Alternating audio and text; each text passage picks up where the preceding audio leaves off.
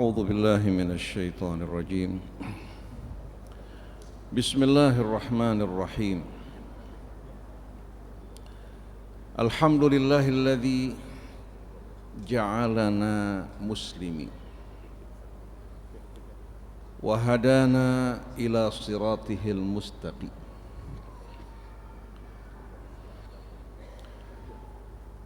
وأرسل إلينا رسوله محمدا المبعوث رحمة للعالمين. صلوات ربي وسلامه عليه وعلى آله وصحبه وعلى أمته الذين آمنوا بالله واعتصموا به وأخلصوا دينهم لله. أما بعد، يقول الله تبارك وتعالى في محكم تنزيله: يا أيها الذين آمنوا اتقوا الله حق تقاته ولا تموتن إلا وأنتم مسلمون واعتصموا بحبل الله جميعا ولا تفرقوا واذكروا نعمة الله عليكم إذ كنتم أعداء فألف بين قلوبكم فأصبحتم بنعمته إخوانا وكنتم على شفا حفرة من النار فأنقذكم منها كذلك يبين الله لكم آياته لعلكم تهتدون. Para jamaah hadirin hadirat, kaum muslimin dan muslimat yang dirahmati oleh Allah Subhanahu wa taala, semoga senantiasa selalu dalam rahmat Allah. Baik kita, keluarga yang kita cintai, kaum muslimin yang hadir pada pagi hari ini di Masjid Agung At-Tin, begitu pula mereka-mereka yang berdiam di seluruh pelosok negeri kita maupun di seluruh muka bumi ini hingga hari akhir nanti. Semoga Allah Subhanahu wa taala limpahkan rahmatnya, keberkahannya dan kemenangan atas kita semua dalam menghadapi pertama-tama tipu daya syaitan dan godaan yang terus berupaya untuk menggelincirkan kita. Kemudian musuh yang kedua adalah kaki tangan syaitan, baik yang berada di tengah-tengah kaum muslimin maupun mereka-mereka yang berasal baik dari umat Yahudinya, Nasraninya maupun kaum musyrikinnya. Semoga kita tetap dalam kebenaran apapun tantangan cobaan yang kita hadapi, berpegang teguh pada tali Allah Subhanahu wa taala dan ketauladanan Nabi kita Muhammad sallallahu alaihi wasallam. Pertama saya ucapkan salamullahi alaikum jami'an wa rahmatullahi wa barakatuh. Alhamdulillah, pagi hari ini bersama-sama kita dapat berkumpul yang berdatangan dari seluruh pelosok dan daerah, disatukan oleh tujuan yang sama untuk menyambut seruan Allah Subhanahu wa taala, untuk merapatkan barisan kita, menyatukan hati kita semua di jalannya, dengan harapan semoga umur kita yang singkat ini dapat menjadi lahan yang penuh dengan rahmat, keberkahan dan perjuangan di jalan. Dan anak-anak kita semua, semoga Allah menjadikan mereka sebagai penerus yang saleh, yang berjuang di jalannya. Alhamdulillah, pagi hari ini bersama-sama kita berkumpul. Di tengah-tengah kita ada Ustadz Zaid Bahmid yang tidak asing lagi bagi hadirin sekalian. Itu pula ada Bapak Farid Talib, ada juga Ustadz Muhammad Krisna yang selalu menemani kita dari mulai dahulu sewaktu di Parambos, sekarang bersama Rasil mengudara, dan senantiasa insyaallah mudah-mudahan selalu dalam rahmat Allah Subhanahu wa taala. Begitu pula ada pengurusi dari Masjid Agung Atin yang mewakili Bapak Tubagus Satria, begitu pula Bapak Ali Ridho merupakan kepala sekolah dari Insan Mandiri. Kita berkumpul bersama-sama di tempat ini. Mungkin sebelumnya kita tidak pernah saling berjumpa, tapi walaupun demikian, kita semua orang-orang yang mengimani, meyakini bahwa kita merupakan keluarga besar yang berasal dari ayah ibu yang sama. Darah yang mengalir di tubuh kita, darah yang sama. Kita pernah keluar dari sulbi yang sama, dari rahim ibu yang sama. Lalu Allah Subhanahu wa ta'ala mengembangbiakkan umat manusia berbangsa-bangsa, bersuku-suku, bukan untuk saling bermusuhan, bukan pula untuk saling membanggakan diri, karena nasab kita, suku kita, bangsa kita, bentuk rupa kita, semua bukan merupakan hasil usaha kita, tapi merupakan karunia Allah Subhanahu wa ta'ala. Bukan ini yang akan menentukan nasib kita di hari kemudian nanti, tapi yang menentukan nasib kita di hari akhir nanti adalah syukur kita kepada Allah, bertakwa kepadanya dengan mengikuti bimbingan dan petunjuknya. Kita beribadah kepada Allah, tidak mempersekutukannya dengan selainnya, dan mengerjakan amalan-amalan saleh yang bermanfaat bagi keluarga kita, lingkungan kita, masyarakat kita, umat kita. Nah, kedudukan kita di hari akhir tergantung berapa besar manfaat yang kita berikan untuk umat dengan mengharapkan keridhaan Allah Subhanahu wa ta'ala. Oleh karena itu, jangan pernah terlintas dalam benak kita kebanggaan baik terhadap nasab, bangsa, suku, bentuk rupa, status sosial. Semua ini justru akan menjadi beban yang berat di hari kemudian nanti. Satu hari para jamaah hadirin hadirat yang dirahmati Allah, salah satu cucu Nabi kita Muhammad sallallahu alaihi wasallam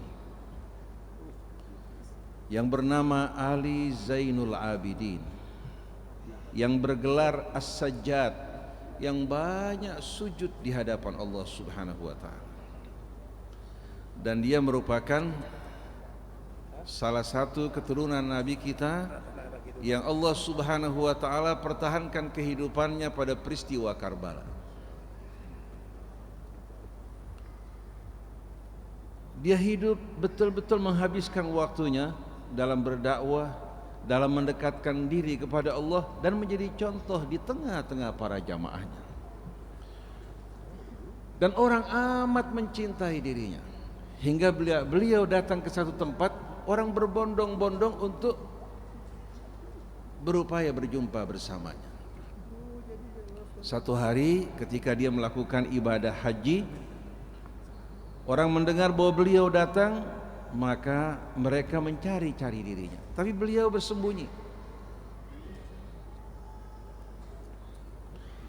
Satu hari ketika beliau berdiri di hadapan Baitullahil Haram, meratap, menangis dengan suara yang amat menyedihkan, dia mengatakan, "Ya Allah, hamba-Mu yang lemah, yang penuh dengan dosa, yang fakir, berdiri di hadapan rumah-Mu, mengetuk pintu-Mu, mengharapkan rahmat dan ampunan-Mu. Bila Engkau menolak dan menutup pintu-Mu dari hamba-Mu ini, kemana dia akan pergi?" Dengan ratapan dan rintihan. Lalu orang-orang yang dekat dengan dia mengatakan, "Ya benar Rasulullah, wahai putra Rasulullah," karena dia Ali bin Husain bin Ali bin Abi Thalib. "Ya benar Rasulullah, wahai putra Rasulullah, hawin alaik, tenangkan diri kamu. Bukankah kamu dari keluarga Rasulullah sallallahu alaihi wasallam?" Beliau justru semakin bersedih dan berduka.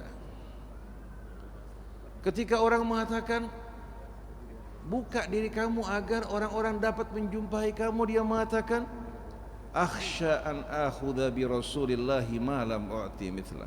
Saya takut, khawatir saya menerima kecintaan, penghormatan Karena mereka melihat Rasulullah, sedangkan saya tidak menjalankan kewajiban saya sebagaimana mestinya seorang anak dan cucu Rasulullah sallallahu alaihi wasallam. Lalu beliau membacakan firman Allah, fa idza nufikha fis suri fala ansaba bainahum yauma idzin wala yatasaalun. Apabila sangkakala pertanda berakhirnya kehidupan dunia, kemudian disusul dengan sangkakala kebangkitan manusia yang ditiupkan oleh Israfil, fala ansaba bainahum yauma idzin. Pada hari tersebut tidak lagi ada hubungan nasab di antara mereka. Orang tidak lagi hadirin sekalian akan dikenal anaknya fulan, putranya fulan, keluarganya fulan. Fala ansaba bainahum yauma idzin. Pada hari tersebut orang tidak lagi dilihat dari hubungan nasab mereka. Sebagaimana firman Allah, yauma yafirrul mar'u min akhihi wa ummihi wa abihi wa sahibatihi wa banihi likulli imri'in minhum yauma idzin sya'nu yughni. Di hari di mana orang menjauh, meninggalkan ayah ibunya, saudaranya, kekasihnya yang dulu dikejar, diburu, dilindungi dan dinaungi, ternyata pada hari tersebut orang berlepas tangan dari semua itu. Seandainya ibunya memanggil dirinya, ya bunai, wahai anakku, bukankah aku mengandung kamu dengan susah payah, melahirkan kamu dengan berat, menyusui kamu, membesarkan kamu. Pada hari ini berikan bantuan pertolongan untuk ibumu. Si anak akan mengatakan, nafsi nafsi ya ummah, jangankan menolong kamu, diri aku tidak tahu bagaimana nasib. Begitu pula jeritan seorang ayah tak terdengar lagi oleh anaknya. Jeritan seorang anak pada hari tersebut yang meratap memohon pada ayah ibunya yang mencintai dirinya, yang berkorban untuk dirinya, masing-masing mengatakan nafsi nafsi. Yauma la yanfa'u malun wala banun illa man atallaha biqalbin salim. Pada hari tersebut harta, anak-anak yang kita banggakan dalam kehidupan dunia, yang kita cintai, kita kasihi, tidak akan berguna pada hari tersebut. Wattaqu yawman la yajzi walidun an waladih wala mauludun huwa jazin an walidihi syai'a. Hati-hatilah kalian dari satu hari di mana seorang ayah tak kuasa menolong anaknya, seorang anak juga tak kuasa untuk menolong orang tuanya. Oleh karena itu Imam Ali Zainal Abidin mengatakan, bila sangkakala ditiup, manusia kembali bangkit dan dikumpulkan di hadapan Allah, fala ansaba bainahum yauma idzin. Tidak lagi ada hubungan nasab pada hari tersebut di tengah-tengah mereka. Wala yatasaalun, dan mereka tidak akan saling bertanya-tanya. Fa amma man thaqulat mawazinuhu fa ulaika humul muflihun. Maka barang siapa yang berat timbangan amal mereka, maka merekalah orang-orang yang benar-benar sukses dan beruntung.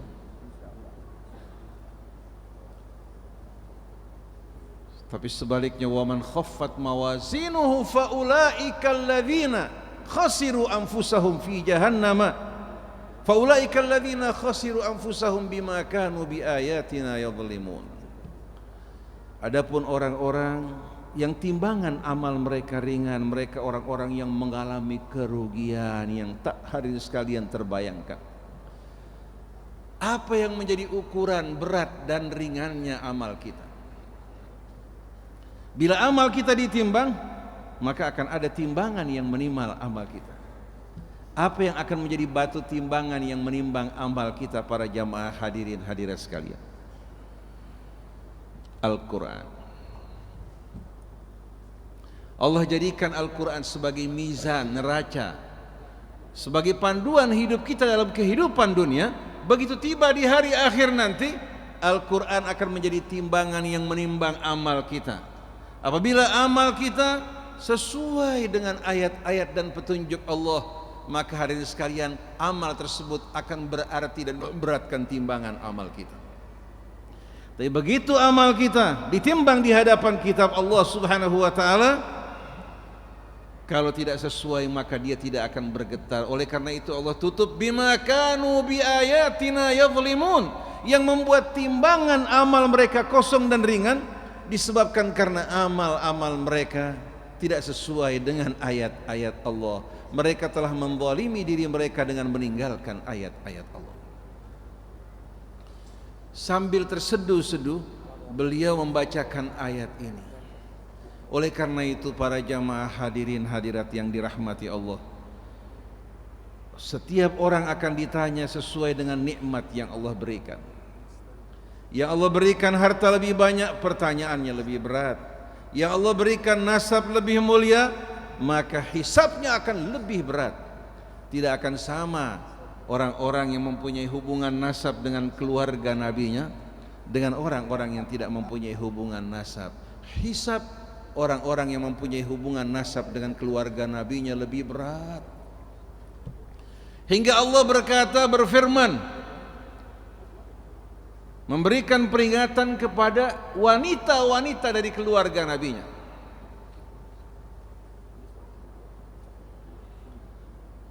Allah Subhanahu wa taala memberikan peringatan kepada mereka, wa may ya'ti minkunna bifahishatin mubayyinatin yudha'af lahal adzabu dhi'fain wa kana dzalika 'ala Allah yasira.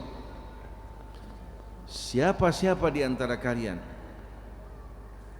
yang melakukan perbuatan keji yang terbukti, maka Allah Subhanahu wa taala akan menyiksa dirinya 2 kali lipat siksaan yang Allah berikan kepada wanita-wanita yang lain.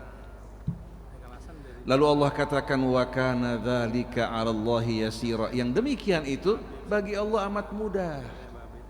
Allah tidak akan merasa canggung kepada Rasulnya, sebagaimana Allah tidak merasa canggung kepada Nabi Allah Nuh ketika menenggelamkan anak dan istrinya. Allah tidak merasa canggung kepada Nabi Allah Lut ketika membinasakan istrinya. Tapi sebaliknya, Allah Subhanahu wa taala dengan kehendak dan rahmatnya memberikan hidayah kepada Asia bintu Muzahim, istri Fir'aun. Karena imannya kepada Allah, dia memilih Allah dan Rasulnya dari singgasana dan kekayaan. Oleh karena itu yang akan menentukan nasib kita di hari kemudian nanti, iman dan takwa kita. Maka jangan pernah kita digelincirkan syaitan, dijerumuskan dalam perbuatan-perbuatan maksiat, karena kita merasa diri kita berasal dari kalangan orang yang terhormat dan mulia. Oleh karena itu kita berharap betul-betul dakwah kita yang kita sampaikan melalui rasil dan majelis-majelis kita, berharap untuk dapat mengingatkan manusia agar kembali kepada Allah, mensyukuri nikmat-nikmatnya dengan menyembahnya dan tidak mempersekutukan Allah dengan sesuatu, berjuang di jalannya dengan mengikuti bimbingan petunjuk Allah dalam kitabnya dan sunnah nabinya, yang berdakwah dengan betul-betul asas al-hikmah, menyampaikan nasihat yang baik, menjaga lisan. Kita bukan hanya mengajak manusia dengan lisan kita, tapi kita ingin melalui ucapan kita, perilaku kita menjadi contoh di tengah-tengah masyarakat kita, menghidupkan kembali ketauladanan Nabi kita Muhammad sallallahu alaihi wasallam dengan mengharapkan ridha Allah. Sebagaimana yang Allah anjurkan, laqad kana lakum fi Rasulillahi uswatun hasanah liman kana yarjullaha wal yawmal akhir wa dzakarallaha katsira. Sesungguhnya bagi kalian pada diri Nabi kita Muhammad sallallahu alaihi wasallam Rasulullah terdapat suri tauladan yang sebaik-baiknya. Bila hati kita cinta pada Allah, cinta pada Rasulnya, idola kita yang menjadi ikutan kita adalah Nabi kita Muhammad sallallahu alaihi wasallam. tapi tidak setiap orang dapat meneladaninya.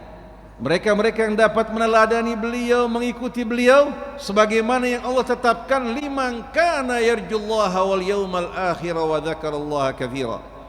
Yang memenuhi syarat menerima hidayah Allah, mengikuti Rasulnya, orang-orang yang hatinya dalam semua sikap, perbuatan, pekerjaannya mengharapkan Allah, bukan mengharapkan dunia ini. Hadirin sekalian, banyak orang berdakwah tapi bukan mengharapkan ridha Allah.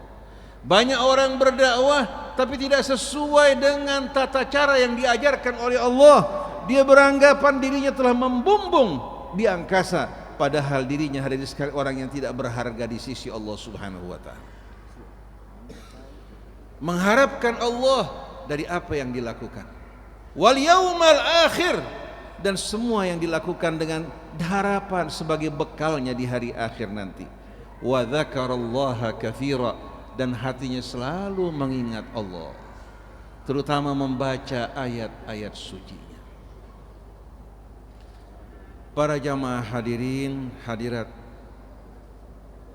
saudara-saudari seiman, sedarah, setanah air yang dirahmati Allah Subhanahu wa taala. Kita berada pada suasana peringatan Maulid Nabi kita Muhammad sallallahu alaihi wasallam. Peringatan ini bukan sekedar seremoni, tapi peringatan ini dengan tujuan untuk mengingatkan kita agar kita dapat menyesuaikan diri kita dengan perilaku Nabi kita Muhammad sallallahu alaihi wasallam.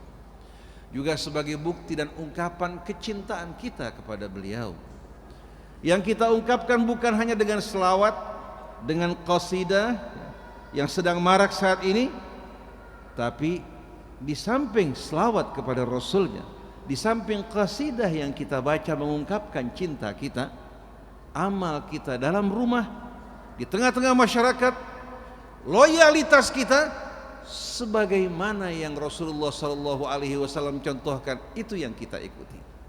Oleh karena itu banyak orang berselawat, banyak orang menghafal sekian banyak qasidah. Di saat membacanya air matanya berlinang-linang, tapi hidupnya jauh dari ketauladan Nabi kita Muhammad sallallahu alaihi wasallam. Cinta semacam ini sebagaimana seorang laki-laki yang mengumbar kata-kata indah di hadapan kekasihnya. Air matanya berlinang, tapi di saat hadirin sekalian kekasihnya membutuhkan dia tidak mengulurkan tangannya. Hanya merupakan cinta gombal yang banyak diungkapkan tanpa bukti. Bukan ini yang diinginkan oleh Nabi kita Muhammad sallallahu alaihi wasallam.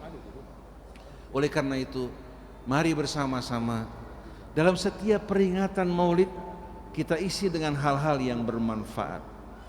Jangan peringatan Maulid semua ada kecuali Rasulullah sallallahu alaihi wasallam dijadikan sebagai ajang pertentangan, pertengkaran, mencaci sana, mencaci sini. Orang keluar dari peringatan Maulid bukan hikmah-hikmah nabawiyah yang difahami dan diterima, tapi kebencian, permusuhan yang tumbuh dalam sanubarinya. Negeri kita yang besar, yang terdiri dari ribuan pulau, penduduk Indonesia yang mayoritas beragama Islam, patut betul-betul untuk banyak-banyak bersyukur kepada Allah Subhanahu wa taala. Menjadi kewajiban para ulama, para du'ah untuk membimbing mereka agar betul-betul mengenal Allah, mengenal Rasulnya, dan hidup sesuai dengan petunjuknya. Bukan justru kita menggendangi masyarakat mengikuti selera mereka, kemudian mengelompok-kelompokkan mereka, menjadikan mereka sebagai lahan-lahan yang kita manfaatkan untuk kepentingan pribadi kita atau kepentingan kelompok, tapi kita mengajak semua untuk bersatu kembali kepada Allah. Apabila seorang dai, seorang alim mengajak kepada Allah, berarti dia telah menyampaikan risalah Rasulnya. Tapi apabila dia mengajak kepada dirinya, kepada kelompoknya, kepada golongannya, maka apa yang dilakukan Allah Subhanahu wa taala bukan hanya tidak melihatnya, tapi akan menuangkan laknat atas dirinya. Oleh karena itu, di samping kita sebagai bangsa Indonesia, kita sebagai umat Islam wajib betul-betul untuk berpegang pada tali Allah. Dan nama yang kita cintai adalah nama yang dicintai dan diridhai Allah Subhanahu wa taala. Al-yauma akmaltu lakum dinakum wa atmamtu alaikum ni'mati wa raditu lakumul islama dina. Allah Subhanahu wa taala telah meridhai Islam sebagai nama identitas kita semua, jangan kita ganti dan kita rubah. Dengan nama Islam hadirin sekalian, dengan nama muslimin kita dapat bersatu dan menyatukan bangsa kita dan negara kita. Bahkan bukan hanya sebatas batasan geografi negeri kita, tapi kita menyatu dengan seluruh dunia Islam.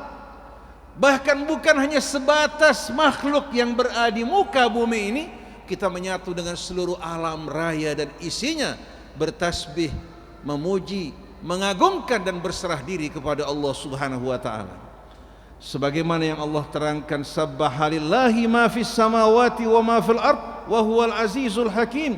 Seluruh yang di langit dan di bumi bertasbih, mensucikan, memuji dan mengagungkan Allah, dan Dia satu-satunya yang maha perkasa lagi maha bijaksana. Bersama langit bumi kita bertasbih kepada Allah, bersama langit bumi kita berserah diri kepada Allah.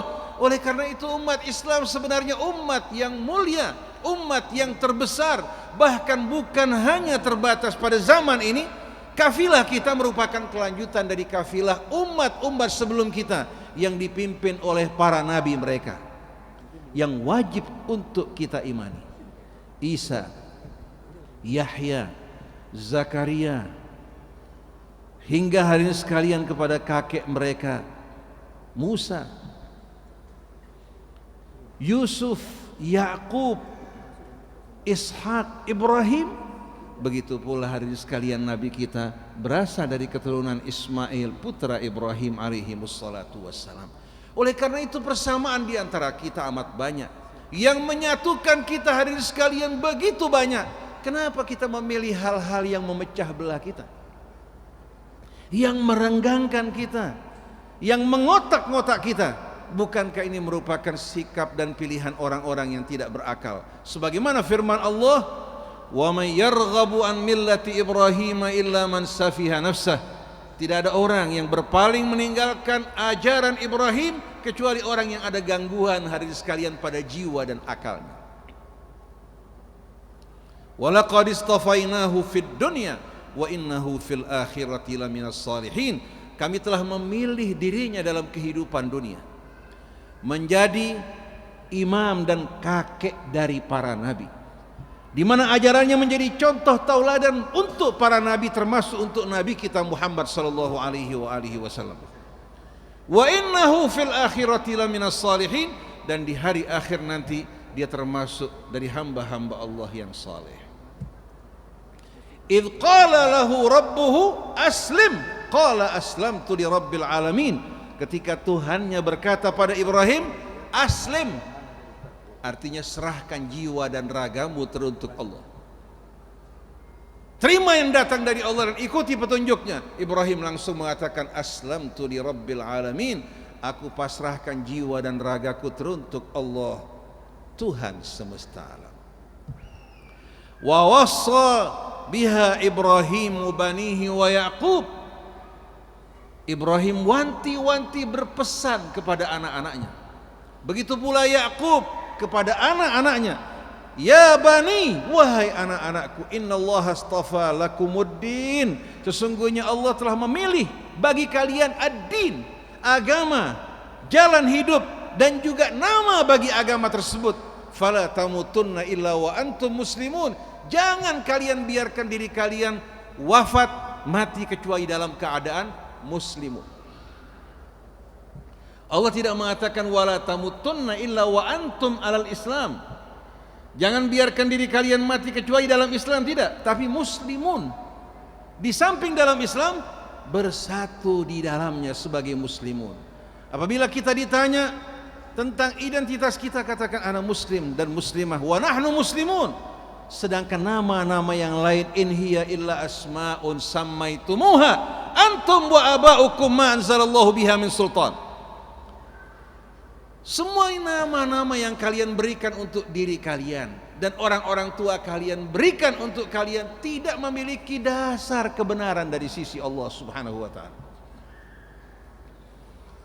Oleh karena itu menyedihkan sekali kalau ulama-ulama kita masih menyuarakan seruan-seruan pertentangan